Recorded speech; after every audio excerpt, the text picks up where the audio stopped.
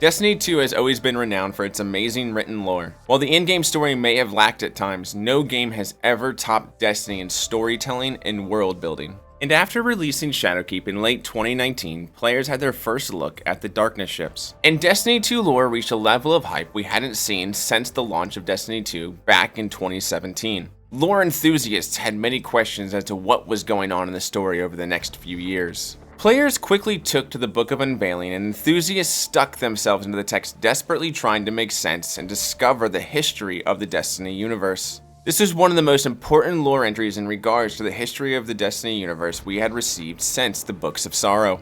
It was in the Book of Unveiling we first learned about the Garden Game, and for those who do not know what the Garden Game is, the Winnower describes it as such. These are the rules of the game. Let it be played upon an infinite two-dimensional grid of flowers. Rule 1. A living flower with less than 2 living neighbors is cut off. It dies. Rule 2. A living flower with 2 or 3 living neighbors is connected. It lives. Rule 3.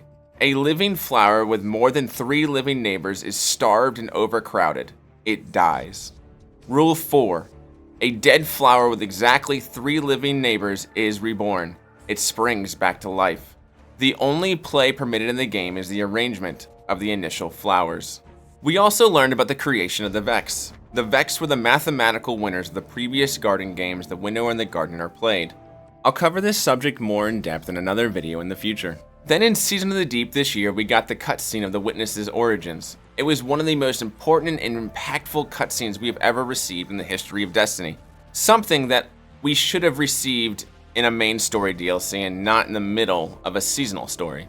I personally was really excited to share my interpretation of the cutscene, only to learn that a lot of other lore enthusiasts had seen it completely different than I did. I was really confused at first, but I soon saw the beauty in the different ways the Book of Unveiling and the Witness's origins were being seen. Unveiling became a religious text with different denominations popping up. One side took the book a literalist approach where what is metaphor is clearly stated in the Book of Unveiling itself. Another took the Book of Unveiling as a complete metaphor where nothing should really be gathered from it. And another wanted to toss the whole book away and said the entire thing was retconned, that the book was pointless now. I take the literalist approach. And while I find beauty in the different ways people are viewing Unveiling and the Witness's origin, I will display my reasoning in this video and let you decide for yourself. The major discussion around the Winnower currently is it's just a concept. If the Winnower is just a concept, who created the Vex? The Vex are described in Unveiling as the winners of all the other Garden games who eventually found their way into our universe while the Gardener and the Winnower fought. There's no evidence at the moment the Witness created the Vex. And where does the Tree of Silver Wings come into play?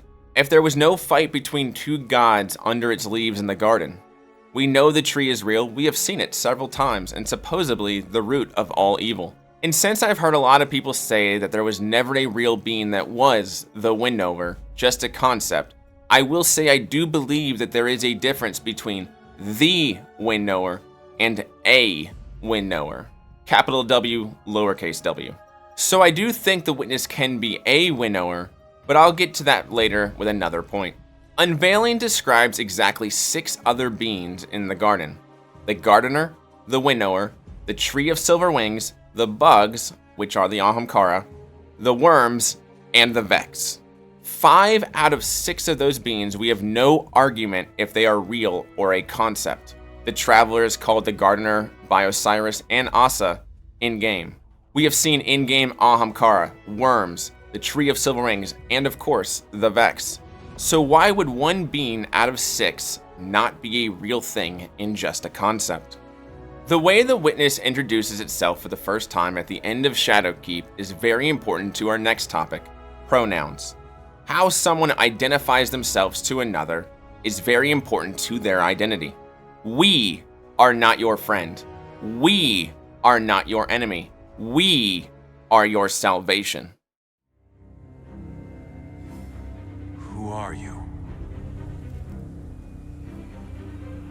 Don't you recognize us? We are not your friend. We are not your enemy. We are your salvation. The witness introduces itself as a plural, and for a long time we figured this was just a way of including the entire Black Fleet. But every time the witness speaks, it's always plural. The universe makes us all victim and perpetrator. Life's infinite cruelty. You, more than any, suffer both fates. And we learn in the witness's origin story this is not because there's lots of people in the Black Fleet, but because the witness is millions of people in one body. So if the witness is the author, or at least the point of view in Unveiling, why are all the pronouns singular? I looked at the gardener.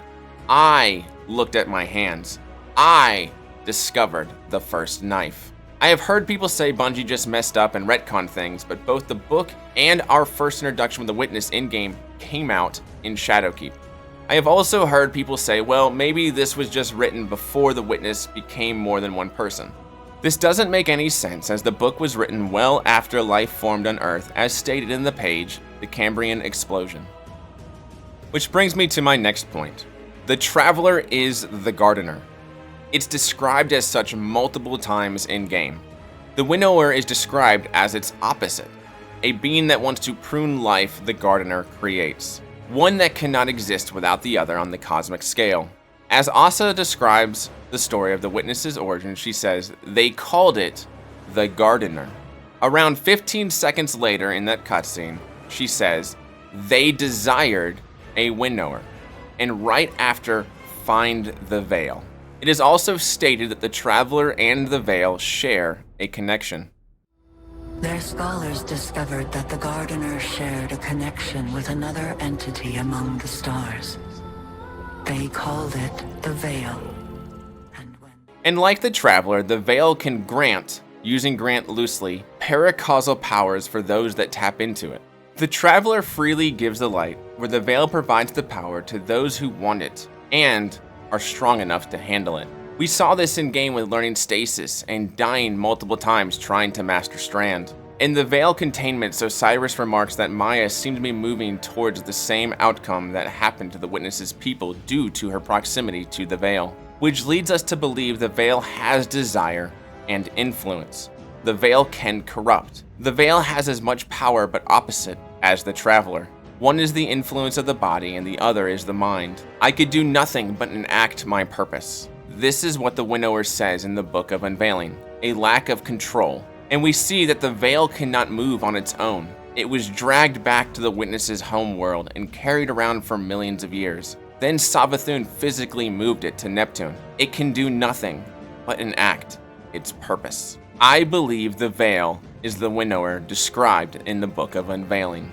So where does that leave the witness? I believe they are a Winnower, but more importantly, the first knife. The first knife is a concept first described in the Book of Unveiling on a page that shares the name and brought up a second time in the Rooted Nightmares lore book in Spiral. The knife is described as a concept that would always happen. A garden will eventually need pruning. Without a knife, the garden will grow uncontrollably and everything will die. Someone has to be the blade. If the Winnower's veil can do nothing but enact its purpose, someone has to be able to move around and wield the blade. In the witness cutscene, Asa says, and through the darkness, they found the means to cut away the chaos, describing the witness's people. And in the darkness, they found the means to carve away the chaos of existence. So through the veil's power, they gain the ability to become the blade. In the Inspiral lore book on the page Winnowing, an unknown narrator talks about the first knife and says this: it is the Winnower that discovers the first knife, but it is not done without the gardener. This too is a tradition. A knife does not come to exist without something that must be cut. A woody stem, a colored petal, a vital vessel.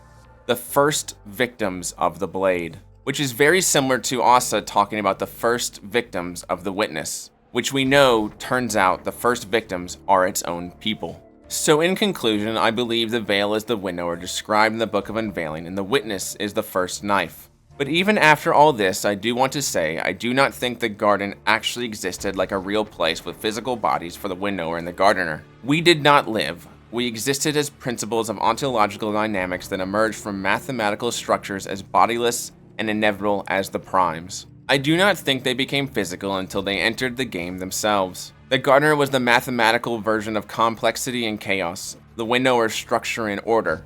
The tree of silver wings was the lack of those things. Because in order to have something, you have to have the opposite, which is nothingness. It's the same as cold doesn't really exist, it's the lack of heat. Dark doesn't exist, it's the lack of light. While the worms fed on the equation, making it more singular, the bugs created new possibilities for the equation. The equation being life. But this will all be explained in greater detail in another video. I do understand some may not agree with my assessment here, and that is okay. I could very well be wrong when more information comes to light in Destiny. But as of now, I believe the way I've interpreted this section of lore makes the most sense with how the story has been told. There is nothing wrong if you don't see it the same way as I do. Thanks for watching this video, and if you enjoyed and want to see more, please hit that sub button. And remember, hunters never die. Hunters never die. Hunters never die. No, hunters never die. Hunters never die. No, hunters never die.